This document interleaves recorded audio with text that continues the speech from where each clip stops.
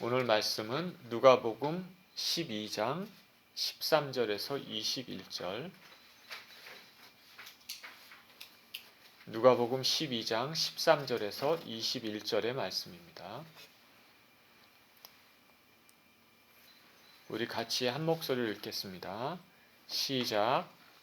무리 중에 한 사람이 이르되 선생님, 내 형을 명하여 유산을 나와 나누게 하소서 하니, 이르시되 이 사람아, 누가 나를 너희의 재판장이나 물건 나누는 자로 세웠느냐 하시고, 그들에게 이르시되 삼가 모든 탐심을 물리치라. 사람의 생명이 그 소유에 넉넉한 데 있지 아니하리라 하시고, 또 비유로 그들에게 말하여 이르시되 한 부자가 그 밭에 소출이 풍성하매 심중에 생각하여 이르되 내가 곡식 쌓아둘 곳이 없으니 어찌할까 하고, 또 이르되 내가 이렇게 하리라. 내 곡간을 헐고 더 크게 짓고 내 모든 곡식과 물건을 거기 쌓아두리라.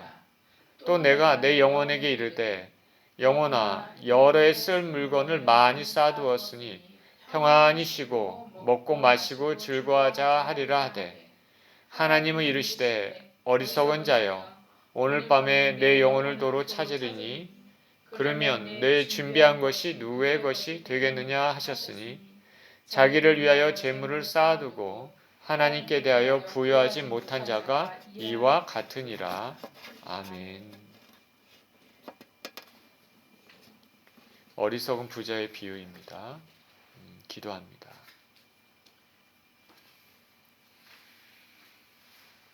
하나님 아버지, 감사를 드립니다. 주님 말씀을 대하는 시간입니다. 생명의 말씀 가운데 우리 심령에 들려지게 하시고, 들려지는 그 말씀을 통하여서 하나님을 만나고 변화받는 시간이 되게 하여 주옵소서. 감사드립니다. 우리 주 예수 그리스도 이름으로 기도합니다. 아멘.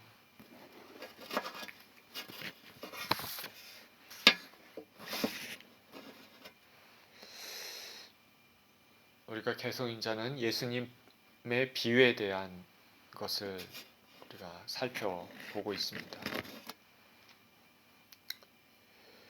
오늘은 어리석은 부자의 비유에 대한 말씀인데요. 지독한 구두쇠로 알려진 어떤 할머니가 있었습니다.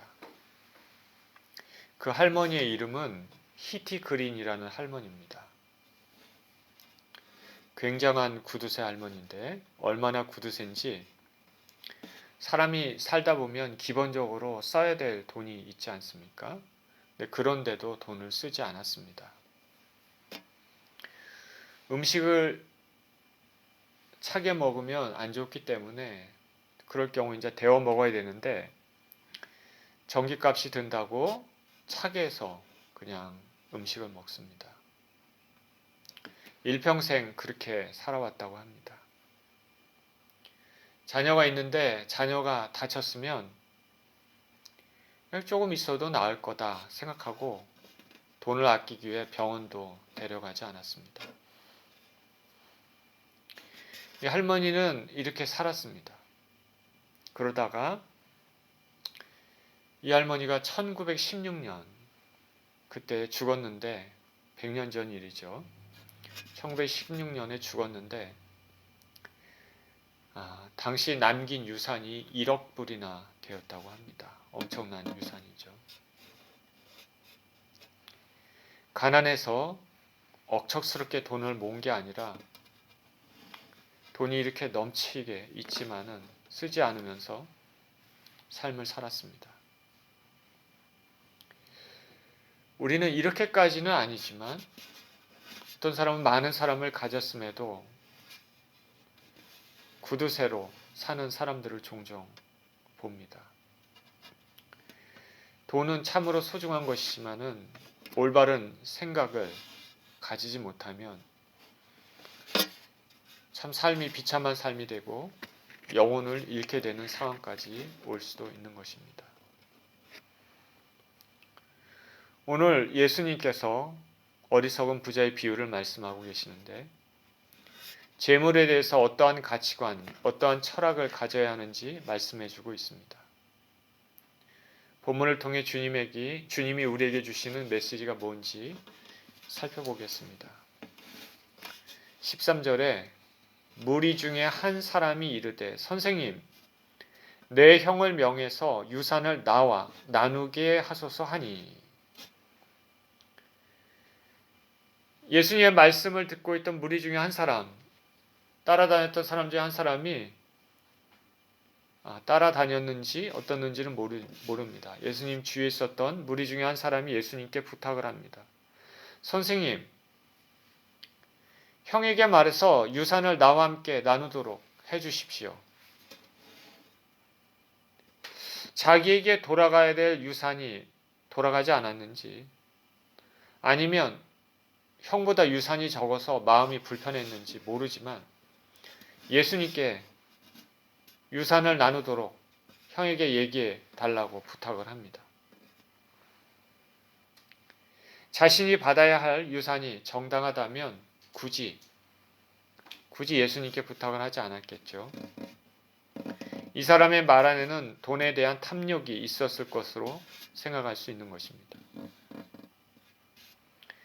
예수님이 말씀하시고 예수님의 권위가 있으시고 많은 사람들이 청종하고 따르니까 예수님의 권위를 빌려서 부모의 유산에 대한 몫을 자기가 가지고 싶어하는 마음입니다. 유대 사회 문화도 그 당시에 구약에서는 어떻게 얘기를 합니까?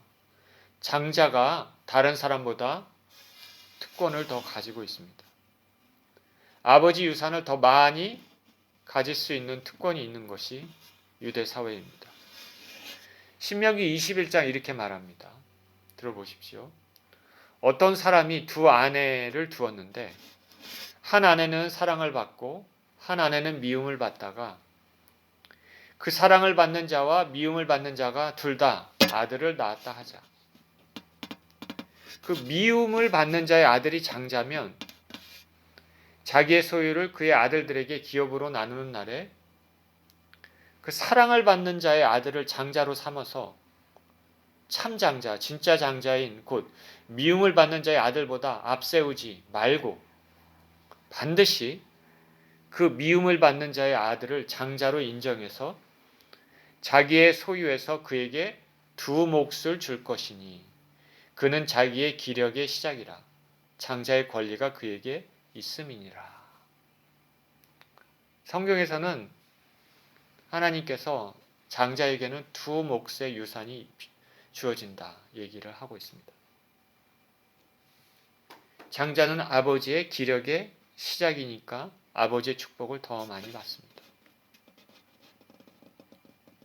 그래서 구약에서 보면 우리 잘 알다시피 야곱이 축복을 받고 싶어서 형 에서에게 팥죽 한 그릇으로 장자권을 얻지 않습니까? 그래서 아버지인 이삭이 죽을 때, 임종할 때, 축복할 때 에서가 아닌 야곱에게 더 많은 축복을 해주지 않습니까?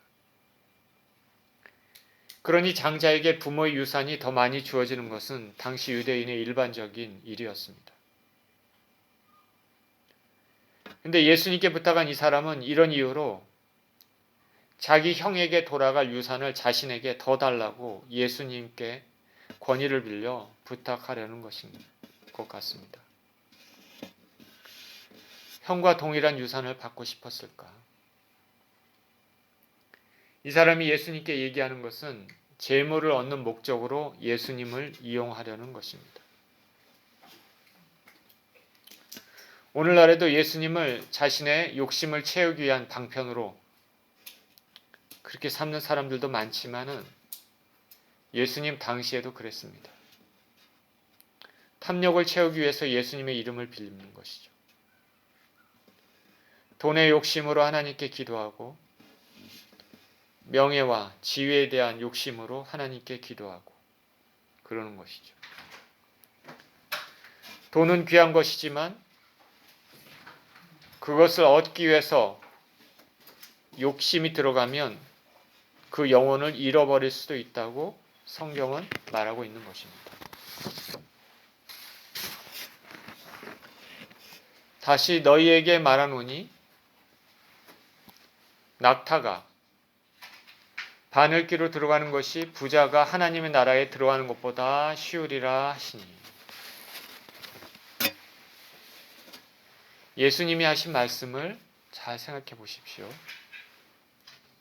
낙타가 바늘기로 들어가는 것이 부자가 하나님 나라에 들어가는 것보다 쉽다. 돈이 많으면 참 좋습니다. 그런데 하나님은 모든 사람의 성품들을, 성향들을 알고 있죠. 돈 때문에 진짜 중요한 영혼을 살리지 못하는, 그래서 이 땅의 짧은 정말로 찰나 같은 시간은 돈으로 누리며 살다가 영원한 시간은 고통과 괴로움으로 살 수 있는 것입니다. 우리는 예수님을 자신의 소요, 탐욕, 정욕을 위해 이용해서는 안 됩니다. 예수님은 마음의 동기를 모두 아시기 때문에 주의 자녀들이 이런 기도를 했다면 들어주지 않으시고, 또한 이런 기도를 하는 것 자체가 스스로 죄를 드러내는 행동이 되는 것입니다. 주님, 나는 부자가 되고 싶습니다. 복권에 당첨되게 해주십시오. 이렇게 기도하는 사람이 있을까요? 그렇지 않겠죠. 삶의 필요가 있기 때문에 구하거나 또 하나님의 영광을 위해서 구하는 것 참으로 아름다운 것이죠. 그런데 자신의 욕심, 정욕을 위해서 구하는 것은 죄가 되는 것입니다. 14절입니다. 예수님께서 이렇게 말씀하십니다. 이르시되 이 사람아 누가 나를 너희의 재판장이나 물건 나누는 자로 세웠느냐 하시고, 예수님께서는 이 사람이 유산을 나와 나누도록 형에게 말해 주십시오 부탁했는데, 예수님께서 이 사람아 누가 나를 너희 재판장이나 물건 나누는 자로 세웠느냐 그렇게 말씀하시면서 거절을 하십니다. 예수님께서는 이 사람의 마음의 동기가 옳지 않았음을 보셨습니다. 거절하실 뿐만 아니라 책망을 하고 계십니다. 나는 너희의 물건 나누는 재판장이 아니다. 예수님은 물질에 대해 올바른 태도를 가지도록 교훈하시기 위해 이 말씀을 하셨을 것입니다. 그리고 더 중요한 것은 예수께서는 이런 사회 문제보다는 더 중요한 인간의 영혼, 생명을 살리는데 그 목적이 있는 것입니다. 예수님께서 오신 목적은 물질을 공평하게 나눠서 공정하게 분배하는 데 있는 것이 아니라 물질에 대한 그 탐욕으로부터 근본적으로 자유하도록 그렇게 하시는 것입니다. 그래서 그 영혼이 때묻지 않기를 주님께서는 바라시고 계십니다. 만약 이 사람이 자기가 원하는 몫을, 유산을 정말 받았습니다. 그런데 그 심령 안에 탐욕에서, 물질에 대한 탐욕에서 해방되지 않으면 이 사람은 그래도 만족을 누리지 못할 것입니다. 15절에 그들에게 이르시되 삼가 모든 탐심을 물리치라. 사람의 생명이 그 소유에 넉넉한 데 있지 아니하리라 하시고, 예수님께서 모든 탐심을 물리쳐라 말씀하십니다. 예수님께서 이 사람의 요청을 거부하신 것은 그 사람의 물질에 대한 그 뒤의 생각의 본질적인 것을 지적하기 위한 것입니다. 그래서 말씀하십니다. 사람의 생명이 그 소유에 넉넉한 데 있지 아니하리라. 탐심을 물리쳐라. 탐심의 헬라어는 플레오니어시아라는 건데요. 이거는 합성어입니다. 플레온, 더 많은 이런 단어와 혀시아, 소유하다 라는 단어의 합성어입니다. 만족할 줄 모르는 탐심을, 욕심을 가리킵니다. 더 많이 아직도 목마르다라는 그런 의미를 가지고 있습니다. 자기가 필요한 그 이상으로 욕심을 가지고 추구하는 것을 의미합니다. 사람은 참으로 이상하게도 뭔가를 가지고 있으면 더 가지고 싶어하는 성향이 있습니다. 만족할 줄 모르고 필요 이상으로 더 가지려고 집착을 합니다. 예수님께서는 물질에 대해서 자세히 설명하기 위해서 탐심의 예를 들었지만은 이 탐심이라는 것은 근본적으로 사람을 어긋나게 잘못되게 인도하는 모든 종류의 죄된 성향에 대해서 말씀하시는 것과 같습니다. 물질에 대한 거 그 이상으로 우리 가운데 자꾸 죄를 짓게 하고 있는 그런 성향에 대해서 말씀하시는 것과 같습니다. 인간은 저나 여러분도 마찬가지겠지만 소유가 넉넉하면 사실 편안합니다. 그렇죠? 그거는 부인할 수가 없죠. 편안하죠. 평안한 게 아니라 편안하죠. 그런데 그것이 진정으로 의미 있는 삶이나 가치 있는 삶을 나타내지는 않습니다. 예수님께서 여기 생명 단어 쓰셨는데 조에 헬라어로는 그 단어를 썼습니다. 물질의 넉넉함을 추구하는 탐심은 삶의 목표가 진리에 두지 않고 결국 생명을 잃고 멸망으로 이끌리게 할 수 있는 것입니다. 사람의 생명이 그 소유에 넉넉한 데 있지 않다. 디모데전서 6장 9절에서 10절에서도 이렇게 얘기합니다. 부하려 하는 자들은 시험과 올무와 여러 가지 어리석고 해로운 욕심에 떨어지나니 곧 사람으로 파멸과 멸망에 빠지게 하는 것이라. 돈을 사랑함이 일만 악의 뿌리가 되나니 이것을 탐내는 자들은 미혹을 받아 믿음에서 떠나 많은 근심으로써 자기를 찔렀도다. 이 말씀이 듣기 편합니까? 나는 돈 좀 많이 있었으면 좋겠는데 많은 사람들이 생각을 할 것입니다. 그런데 주님께서는 돈을 사랑함이 일만 악의 뿌리가 된다. 필요 이상으로 하나님과 관계없이 탐욕으로 돈을 추구하는 것 일만 악의 뿌리가 된다. 위험하다. 낙타가 바늘귀로 들어가는 것이 부자가 하나님 나라에 들어가는 것보다 쉽다. 어떤 사람들은 부인하고 싶겠지만은 주님께서 말씀하신 것 변함없는 진리입니다. 16절에 또 비유로 그들에게 말하여 이르시되 한 부자가 그 밭에 소출이 풍성하매. 예수께서는 사람의 생명이 소유에 넉넉한데 있지 않다. 그것을 좀 더 가르쳐 주시기 위해서 비유를 드십니다. 한 부자가 있습니다. 그 부자는 밭을 가지고 있습니다. 그리고 밭의 소출이 풍성합니다. 이렇게만 말하고 있기 때문에 이 부자가 부정한 방법으로 돈을 모았다고 굳이 해석할 필요는 없습니다. 무절제한 삶이나 방탕하면서 살지 않고 성실하게 살았을 것입니다. 그런데 그 성실하게 사는 것이 오직 재물 모으는 일에만 전심전력했을 수 있는 것입니다. 17절에 심중에 생각하여 이르되 내가 곡식 쌓아둘 곳이 없으니 어찌할꼬.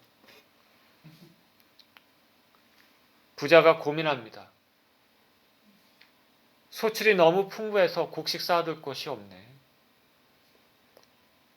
원문에서는 이 곡식이 내 곡식 이렇게 되어 있습니다. 내 곡식. 내 곡식, 나의 곡식을 쌓아둘 곳이 없으니 어찌할꼬. 자기 소유에 대한 강한 집착입니다. 재물이 없어 고민하는 것이 아니라 재물이 많아서 고민합니다. 재물이 너무 많아 어찌할 바를 모르겠습니다. 경제를 알려주는 뉴스에서 종종 우리는 세계 부자 랭킹을 볼 수 있는데요. 10년 전에는 마이크로소프트 빌 게이츠라는 사람이 최고 부자였습니다. 그러다가 최근에는 아마존의 창업자인 제프 베이조스라는 사람이 최고 부자가 됐습니다. 그러나 코로나 와중에서 랭킹이 바뀌었습니다. 테슬라의 창업자 일론 머스크라는 사람이 주식값이 폭등해서 1등으로 올라섰습니다. 그러다가 얼마 전에 다시 또 제프 베이조스라는 사람이 또 최고 부자가 됐다, 이런 말이 또 있더라고요. 제가 우리 성경 공부 시간에 말씀드린 것처럼 미국 상원의 한 의원이 얘기하기를 제프 베이조스하고 일론 머스크라는 사람이 합친 미국 전체 하위 40% 전체 부와 보다 많다. 있을 수가 없는 일이죠. 이들이 가지고 있는 재산은 천문학적입니다. 어마어마합니다. 너무 많아서 감당할 수가 없죠. 오늘 본문의 사람도 부자입니다. 소출이 풍부합니다. 곡식이 넘치는데 어디 쌓아두고 싶습니다. 18절에 또 이르되 내가 이렇게 하리라. 내 곡간을 헐고 더 크게 짓고 내 모든 곡식과 물건을 거기 쌓아두리라. 부자는 이렇게 생각했습니다. 소출이 너무 많아서 곡간이 작으니까 곡간을 헐고 더 크게 하자. 그래서 거기에 쌓아두자. 곡간, 헬라 원어는 아포데커라는 말인데, 신약 성경에서는 이 곡간을 창고로 그런 의미로 사용되었는데, 이것은 또한 여러 가지 물건을 취급하는 큰 상점을 뜻하기도 합니다. 그래서 이 부자는 농부일 뿐 아니라 장사꾼의 일도 했으리라 짐작이 됩니다. 이렇게 해서라도 어떻게든지 자신의 곡식을 하나라도 더 움켜쥐고 싶습니다. 이 부자를 생각해 보십시오. 이 부자는 사실 밭에 소출이 필요 없습니다. 이미 부자입니다. 곡간은 이미 찼습니다. 그래서 새로운 소출, 그것을 자신만을 위해서가 아니라 주위를 둘러보았으면 좋았을 텐데, 남은 여분의 소출은 하나님 방법대로 가난한 자를 위해 사용하는 좋은 목적을 위해서 사용할 수도 있었을 것인데 그렇지 않았습니다. 그래서 이미 가득 찬 곡간을 헐어버리고 더 크게 져서 소출을 쌓아두려 합니다. 이 부자의 인생 가치관이 드러나는 것이죠. 더 많이 가져서 더 많이 자신을 위해 누리는 것입니다. 문제는 여기에 하나님이 없다라는 것입니다. 19절에 또 내가 내 영혼에게 이르되 영혼아 여러 해 쓸 물건을 많이 쌓아뒀으니 평안히 쉬고 먹고 마시고 즐거워하자 하리라 하되, 이 부자는 큰 곡간에 소출을 가득 더 많이 채워놓은 후에 여러 해 동안 평안히 쉬고 먹고 마시고 즐거워하겠다고 합니다. 돈을 많이 벌어서 여유있게 사는 게 뭐가 죄가 되겠습니까? 그렇죠? 누구나 다 그렇게 살고 싶어 하지 않습니까? 문제는 그러나 그 돈을 많이 버는 것과 쓰는 것에 하나님이 전혀 개입이 되어 있지 않다는 것이 문제가 되는 것이죠. 많은 사람들이 경제적으로 허덕이면서 살고 있는데 자신만 돈을 축적하고 호의호식하면서 산다. 하나님이 보시기에 바르지 못한 것이죠. 그 자체가 죄가 됩니다. 만약 하나님께서 넉넉하게 부유하게 하셨다면 하나님 마음을 생각하면서 주위를 돌아봐야 하는 것입니다.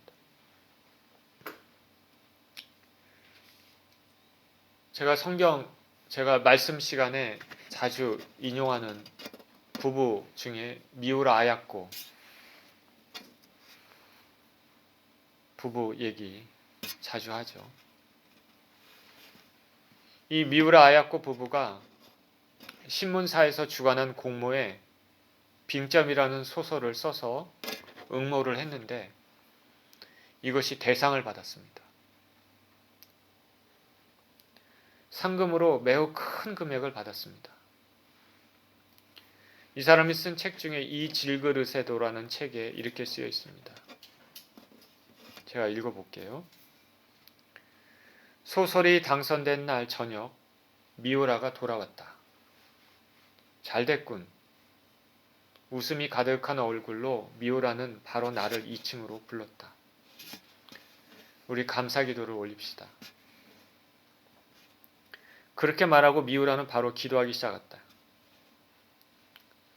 나는 미우라가 작년 이맘때 한 말이 생각났다. 아야코, 이 소설은 꼭 당선돼. 그리고 성경 말씀을 보여주었다. 나는 미우라의 말에 감동하면서도 결코 현실같이 믿지는 않았다. 이 소설에 보면 그 미우라가 2층에서 기도하다가 갑자기 뛰어내려오면서 아야코에게 하나님께서 이 소설은 당선된대. 이 소설은 꼭 당선될 거야 1등으로. 그렇게 얘기하는 말이 나오거든요. 이렇게.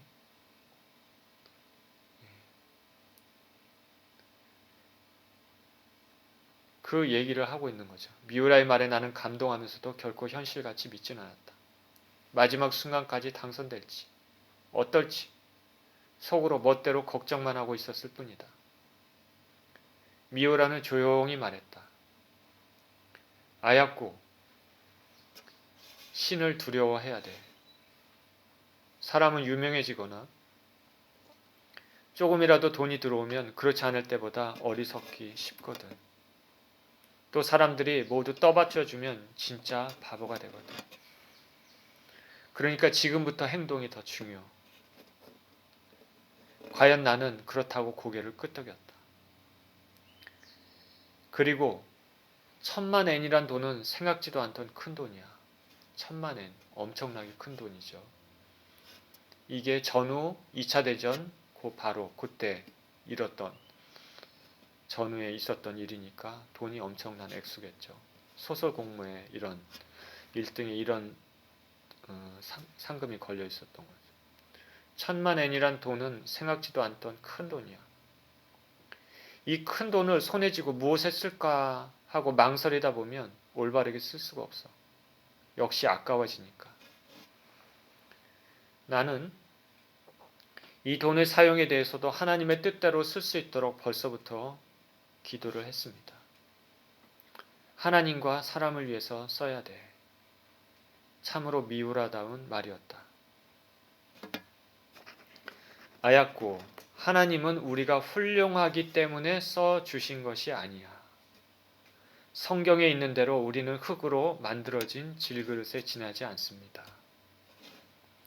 그러나 이 질그릇도 하나님이 쓰시려고 하실 때는 틀림없이 써주십니다. 자기가 질그릇이라는 것을 앞으로도 잊지 않도록 해주세요. 저는 이 마지막 말이 참 좋습니다.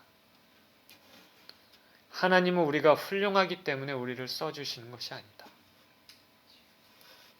우리는 질그릇에 지나지 않지만 그러나 이 질그릇도 하나님이 쓰시려고 하실 때 틀림없이 써주신다. 이 부부의 신앙을 보면 고개가 숙여질 때가 많습니다. 우상이 난무하던 전후 일본에 이런 신앙의 사람들이 있다는 것이 참으로 놀랍습니다. 그러나 오늘 본문의 이 부자는 물질에 대한 쾌락만 즐기려고 했지 하나님 생각지 않았습니다. 인생에게 준 하나님의 뜻을 생각지 않았습니다. 풍성한 소출을 허락하신 하나님께 감사하지도 않았습니다. 오직 자신의 피땀 흘려 부를 축적했으니까 그것을 이용해서 안락하고 풍족한 세월을 누려보자. 본문 비유에는 내가라는 표현이 많이 나옵니다. 17절에 내가 곡식 쌓아둘 곳이 없으니 18절에 내가 이렇게 하리라. 나의 곡간을 헐고 더 크게 짓고 나의 모든 곡식과 물건을 거기 쌓아두리라. 그리고 19절에서도 내 영혼에게 이르되. 그만큼 이 부자는 자신이 중요하고 타인에 대해 관심이 없고 하나님에 대한 생각도 없습니다. 오직 내가가 중요하고 나를 위해 모든 것을 축적하고 삽니다. 자신이 가진 재물이 하나님께로 온 것이라고 생각지도 않습니다. 내가 가지고 있는 것은 오직 나의 힘으로 이뤄놓은 내 것입니다. 이것이 부자의 철학입니다.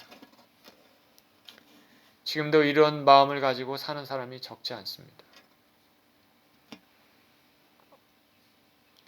우리는 이 땅에서 인생이 그리 길지 않다라는 것과 모든 것이 헛되도다라는 잠언서의 말씀의 의미를 알아야 되는 것이죠. 제가 분명히 말씀드리지만 하나님이 없는 인생은 의미가 없습니다.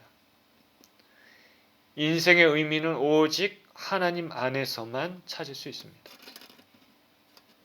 다음 절에 주님이 어떻게 결론을 내리시는지 보십시오.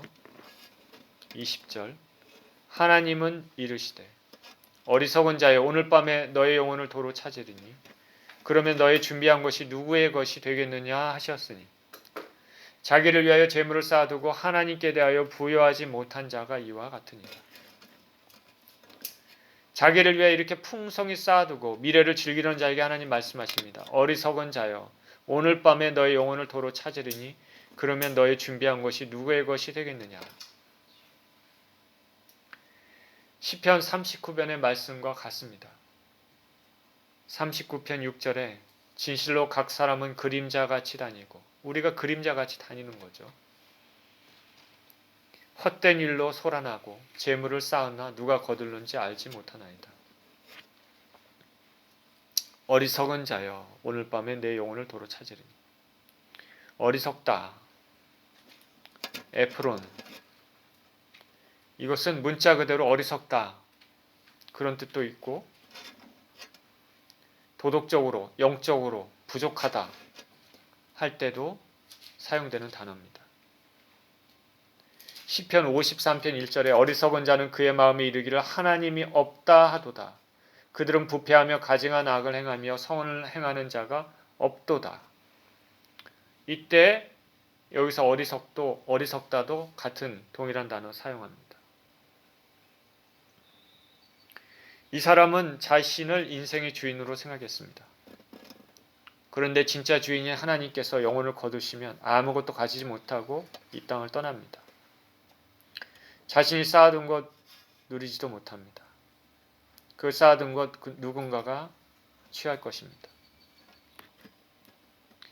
이 부자는 이 땅에 살 때 사람들이 저 사람 참 똑똑하다 그렇게 생각했을 것입니다. 지혜롭다 생각했을 것입니다. 그런데 하나님은 어리석은 자요 그렇게 말씀하십니다. 세상이 좋은 것이라고 추구하는 가치관이 하나님 보시기에 미련할 수 있는 것이죠. 세상의 가치관과 하나님 나라의 가치관이 다른 것입니다. 이 세상의 부와 명예가 오히려 하늘나라에서는 마이너스가 될 수도 있죠. 부유하고 명예가 있다면 저나 여러분이나 좋습니다. 문제는 뭐냐면 그 부와 명예가 하나님과의 관계에서 얻은 것이냐 그렇지 않은 것이냐가 문제가 됩니다. 예수님이 산상수훈에서 말씀하신 것을 보십시오. 역설적인 것이 많습니다. 심령이 가난한 자는 복이 있나니 천국이 그들의 것이며 애통하는 자는 복이 있나니 그들의 위로를 받을 것이며 온유한 자는 복이 있나니 그들의 땅을 기업으로 받을 것이며. 심령이 가난한 자가 왜 복이 있을까? 가난한데 심령이 가난한 자. 본문의 부자처럼 많은 것 쌓아두고 편안히 즐기는 자. 심령이 부유한 자가 복이 있어야 되는 거 아닐까? 그런데 주님께서는 심령이 가난한 자 복이 있다. 그 이유는 심령이 부유한 자는 하나님을 찾지 않기 때문입니다. 하나님 없이 이 세상을 살기 때문입니다. 이 세상의 목적만을 추구하며 살기 때문입니다. 사실 이런 사람들은 하나님이 필요 없습니다. 간섭하는 것도 싫습니다. 지금 상태가 좋습니다. 육체적인 편안함과 만족함을 누리고 삽니다. 하나님으로부터 멀어집니다. 반면에 심령이 가난한 자, 여러분 심령이 가난하십니까? 심령이 가난한 자는 자신의 힘으로 이 세상을 살 수 없다는 것을 깨닫습니다. 그래서 주님이 전적으로 필요합니다. 이 땅의 삶이 쉽지 않기 때문에 하늘의 것을 갈망합니다. 주님을 찾습니다. 천국을 향해서 한 걸음 한 걸음 걸어갑니다. 주님과 항상 연결된 삶을 삽니다. 그래서 복이 있다고 말하고 있는 것입니다. 태초 이래로 사람은 물질을 숭상하며 살아왔습니다. 지금은 더욱 그렇죠. 돈의 위력이 엄청납니다. 돈을 가지고 있으면 거의 모든 걸 할 수 있는 것처럼 생각이 듭니다. 그래서 돈을 추구하며 살며 밤낮 가리지 않고 억짝같이 돈 법니다. 주일에도 억짝같이 버는 사람들이 있습니다. 그렇게 해서 편안히 노후를 보내고 싶어 합니다. 교회를 다닌다고 하더라도 하나님 얘기를, 하나님이라는 말을 하는 사람도 이것을 놓는 것이 쉽지 않습니다. 그래서 맘몬이라는 말을 자주 사용하지 않습니까? 맘몬. 돈이 경배의 대상이 되는 것이죠. 또 하나의 하나님이 됩니다. 우리가 성경 공부를 하지 않습니까? 매주일 요한계시록 하고 있지 않습니까? 요한계시록 보면 이 세상의 부에 대해 심판을 받는 것이 예언되어 있습니다. 음녀 바벨론 심판입니다. 부를 너무 추구해서 그것을 위해 사람의 영혼까지 팝니다. 다 심판받습니다. 사람들은 돈을 벌기 위해 사람들을 착취합니다. 사람보다 돈이 더 중요하기 때문에 사람은 어떻게 되든 상관없이 돈의 관점으로만 세상을 사는 경우가 많습니다. 이 모든 것도 다 심판을 받습니다. 하나님은 이 부자에게 오늘 밤에 영혼을 도로 찾겠다고 말씀합니다. 그래서 미래를 꿈꿔왔던 부자의 계획은 완전히 수포로 돌아갑니다. 그가 생각했던 힘이라고 생각했던 재물은 그의 생명을 단 하루도 연장하지 못합니다. 시편 49편 16절에서 20절에 사람이 치부하여 그의 집에 영광이 더할 때 너는 두려워하지 말지어다. 그가 죽음에 가져가는 것이 없고 그의 영광이 그를 따라 내려가지 못함이로다. 그가 비록 생시에 자기를 축하하며 스스로 좋게 함으로 사람들에게 칭찬을 받을지라도 그들은 그들의 역대 조상들에게로 돌아가리니 영원히 빛을 보지 못하리로다. 존귀하나 깨닫지 못하는 사람은 멸망하는 짐승 같도다. 우리 인생은 우리가 운명을 결정할 수 없다는데 한계가 있습니다. 나를 낳으신 부모를 내가 선택할 수도 없고 죽는 날도 내가 선택할 수 없습니다. 죽은 후에 나의 영혼을 내가 책임질 수도 없습니다. 많은 것을 할 것 같은 재물도 아무 소용이 없습니다. 그렇기 때문에 우리는 항상 절대자 하나님을 바라보아야 합니다.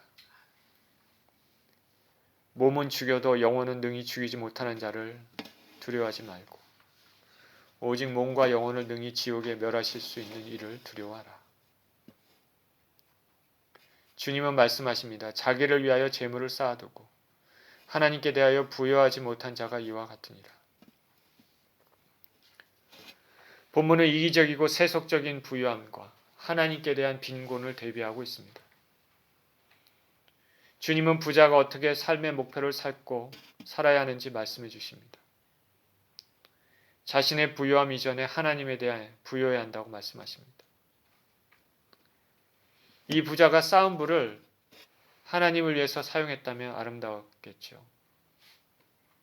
근데 하나님과 상관없이 자신만을 위해 사용했습니다. 이 땅에서는 그럴듯하게 살았을지 몰라도 이 땅을 떠난 이후에 영원한 멸망으로 들어갑니다.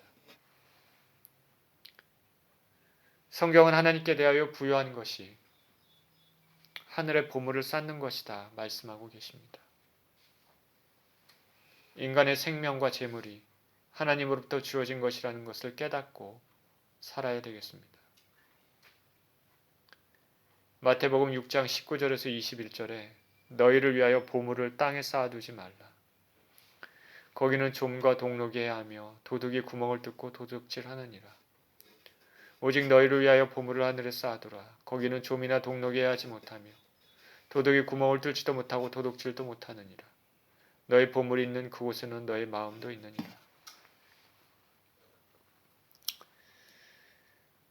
하늘을 위해서 쌓아두는 것. 그러면 거기는 아무도 빼앗지 못한다. 저나 여러분이나 하늘을 위해서 쌓아두고 있는 것이 있습니까? 오늘은 재물에 대한 얘기 초점을 맞추고 있지만 여러분이 하는 선행이나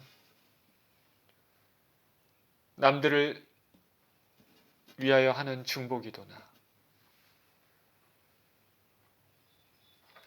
교회를 섬기는 것이나 하늘을 위해서 쌓아두는 것이 있습니까? 장래일에 좋은 것을 위해서 쌓아두는 것이 있습니까?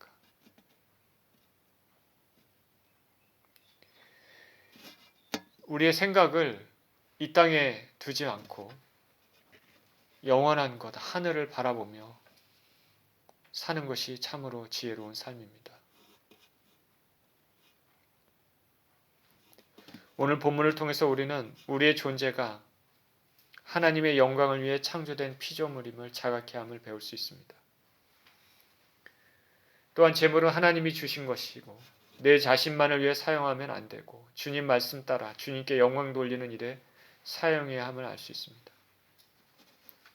어리석은 부자처럼 영적으로 무뎌져서 이 땅에 보이는 것들만 추구하고 필요 이상의 탐욕으로 죄된 삶을 살면 안 되겠습니다. 주신 재물이 있다면 이것이 주님께 온 것을 알고 하나님 생각하며 이웃을 생각하는 삶을 사시는 저와 여러분들 모두 되시기를 예수 그리스도 이름으로 축원드립니다. 기도하겠습니다.